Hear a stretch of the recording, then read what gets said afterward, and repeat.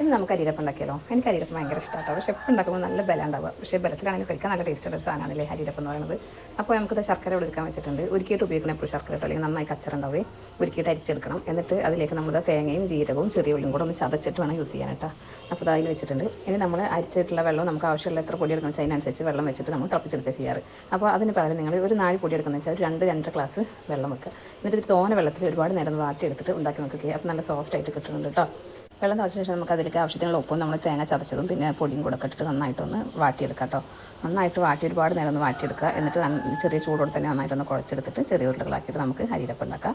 അപ്പോൾ അരിയപ്പം ചൂടുമ്പോൾ നമ്മൾ എണ്ണ നന്നായിട്ട് ചൂടായ ശേഷം അരിയപ്പം ഇട്ട് കൊടുക്കുക. എന്നിട്ട് പിന്നെ നമ്മൾ തീ നന്നായി കുറച്ച് വെച്ചിട്ട് കുറച്ചധികം നേരം ഇങ്ങനെ കിടന്ന് വേവിച്ചെടുക്കണം കേട്ടോ. അല്ലെങ്കിൽ പെട്ടെന്ന് ആ പുറംഭാഗം കണ്ട് കരിഞ്ഞ് പോവുകയും ചെയ്യും, ഉൾഭാഗം ഒട്ടും വേവത്തില്ലാത്ത പോലെ ഉണ്ടാവും. വാട്ടിയ പൊടിയാണെങ്കിൽ കൂടെ നമ്മൾ നന്നായിട്ട് വേവിച്ചാലാണ് അരിയപ്പം ടേസ്റ്റ് ഉണ്ടാവുള്ളൂ. പിന്നെ ഒരുപാട് സോഫ്റ്റ് ആവുന്നതല്ല, ആ ഒരു അരിയുടെ തന്നെ ബലം ഉണ്ടാവില്ല എന്നുള്ളൂ കേട്ടോ. അപ്പോൾ എല്ലാവരും ട്രൈ ചെയ്ത് നോക്കുക. അപ്പോൾ നമുക്ക് മറ്റൊരു വീഡിയോ ആയിട്ട് കാണാം. Bye bye.